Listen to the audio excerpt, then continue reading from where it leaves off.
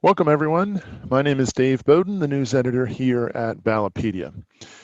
Election Day 2019 is in the rearview mirror, and Thanksgiving is right around the corner, which can only mean one thing.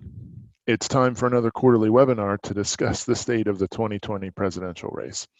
Now, the first nominating contests, which are the Iowa caucuses and the New Hampshire primary, are less than 3 months away. And that time will fly by since we'll have the holidays in there as well. And before you know it, it will be January 2020, and those events I just mentioned will be right upon us. So let's check in on the presidential race and see how things are shaping up.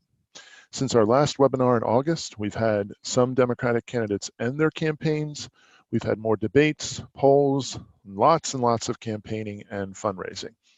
So today we'll be talking about where the race stands in mid-November 2019. And to help me do that is Emily Aubert, a staff writer on our marquee team here at Ballotpedia. Emily is the primary writer for our daily presidential news briefing newsletter, which comes out every weekday, as well as our weekly presidential news briefing newsletter. And those two newsletters are the best way I know of to not miss a thing in the presidential race. And that's going to be especially true as we approach all of these key events. So Emily, thanks for taking the time to talk with me today. Happy to be here. All right, let's start by talking about some pretty big news that came out at the end of last week. And that is that former New York City Mayor Michael Bloomberg looks poised to enter the Democratic primary. How likely is it that we'll see him become a contender?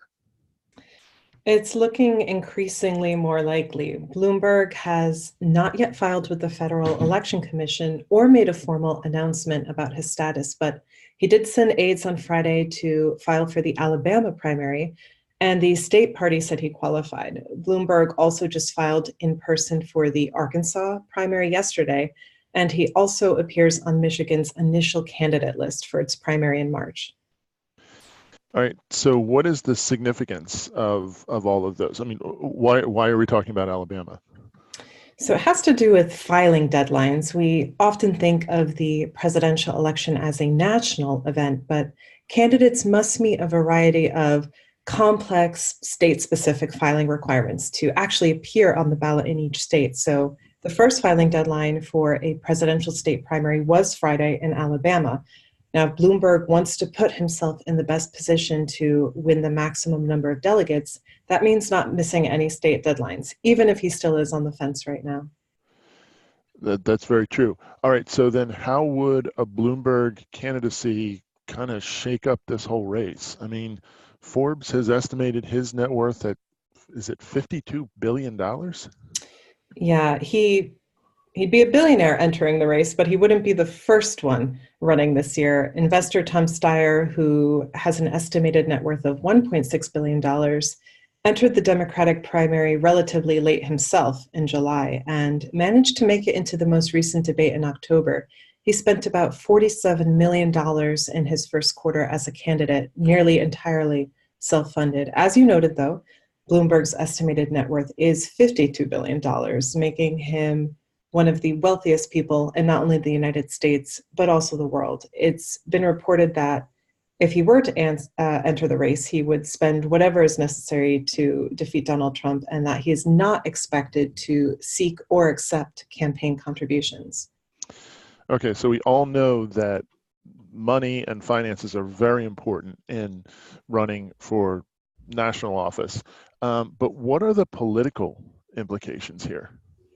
So, on a political level, Bloomberg's entrance could prove difficult for candidates fighting in the moderate lane in the Democratic primary, particularly former Vice President Joe Biden.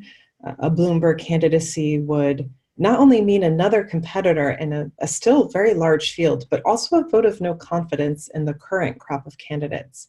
There's also the issue of how and where he will campaign, especially this late in the game.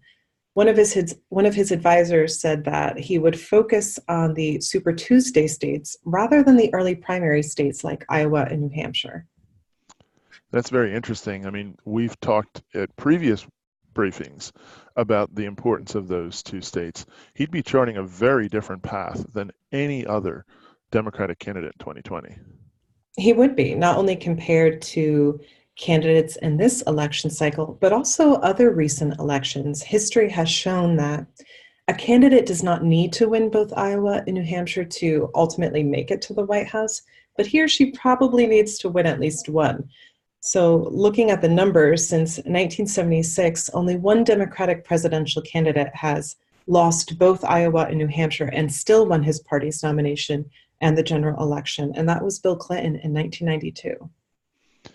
All right. And now, we mentioned Tom Steyer before. His campaign was in the news recently, but probably not in a way that he might want. Yeah, so one of Steyer's aides in South Carolina resigned last week after allegedly downloading volunteer data from the Kamala Harris campaign.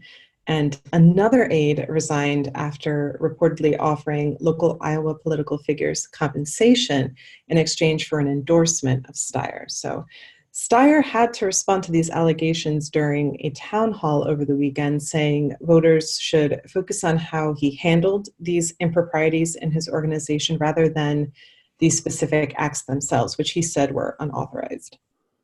All right. So we've talked at length about how large this Democratic candidate field is, but we have also seen some candidates exit in the last few months. Is that right? Yeah, we've seen 3 Democrats drop out of the race since September. That would be New York City Mayor Bill de Blasio, Congressman Tim Ryan of Ohio, and former Congressman Beto O'Rourke.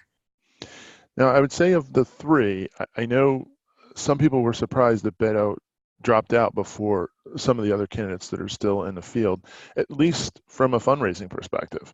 I mean, he had more cash on hand than several candidates that are still in the race as of the end of last quarter. That's true, but his burn rate was relatively high. And with sliding performance in public opinion polls, it was unclear whether he would have qualified for the November debate, let alone the December debate. All right, and speaking of the November debate, the qualifications, the thresholds to get in continue to creep upward in terms of making it a little bit more challenging. And the deadline to qualify for the November debate is actually today. What do we know about this so far? So the 5th debate is coming up next week on November 20th. It's going to take place at the newly opened Tyler Perry Studios in Atlanta. And as you mentioned, the Democratic National Committee has increased the fundraising and polling thresholds and gave candidates now 2 ways to meet the polling threshold. The candidates could either receive 3% support or more in 4 national or early state polls, or 5% support or more in just 2 single state polls in Iowa, New Hampshire, South Carolina, or Nevada. They also need 165,000 unique donors with a minimum of 600 donors per state in at least 20 states. All right, and that's quite a bit more of a challenge than I remember the first couple of debates. Gosh, it seems like so long ago, but it was only, I guess, in the summertime. So who now has managed to reach the threshold for next week's debate?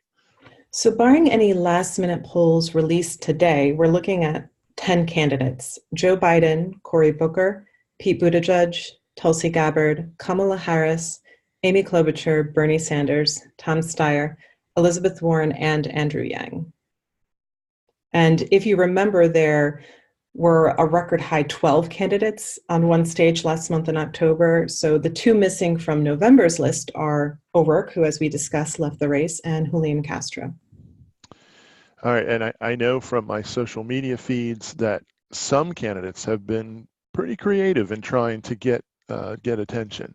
So, including Castro, who you just mentioned, he set a goal, I think, to reach about 800,000 in 10 days before the end of last month, or he said he would leave the race, and he managed to meet his goal. How about the other candidates who haven't made it to this debate?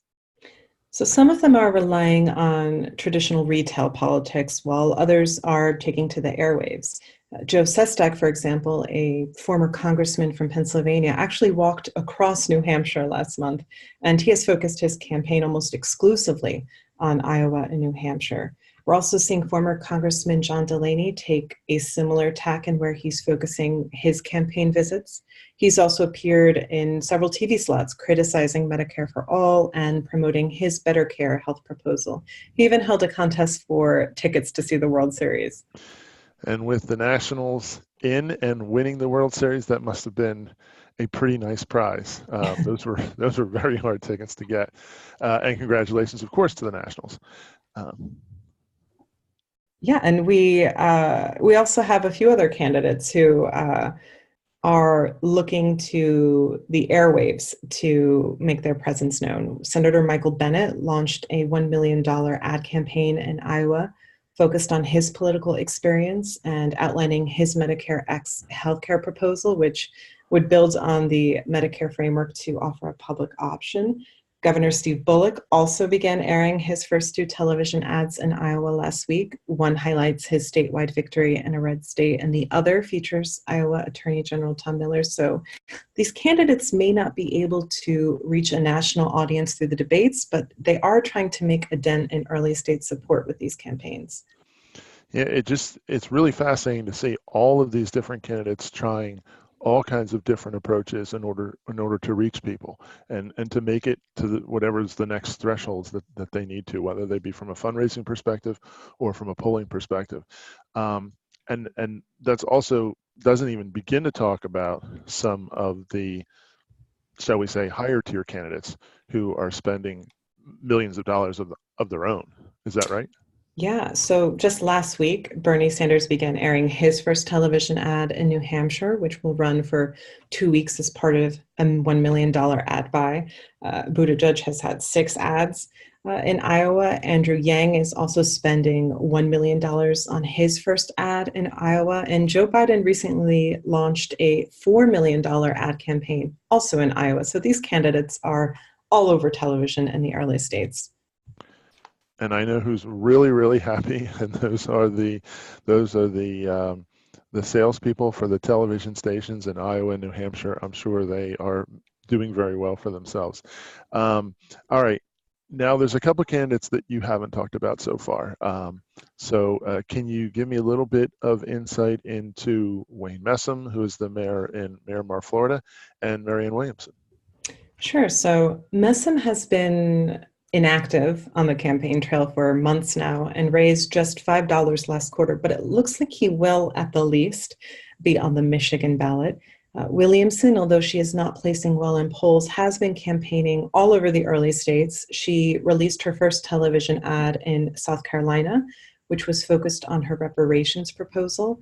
She also recently posted a video requesting her supporters contribute $1 million to her campaign, so specifically so that she can place more television ads. All right, so we've done a really kind of thorough overview of what has been happening, what will be happening. A lot of campaigning, a lot of fundraising, but there is still one last major event of the year for these candidates, not including next week's debate, and that is the 6th Democratic debate, which is happening in Los Angeles. So it's still early, obviously. We still have a ways to go. But who is on track to qualify for that debate?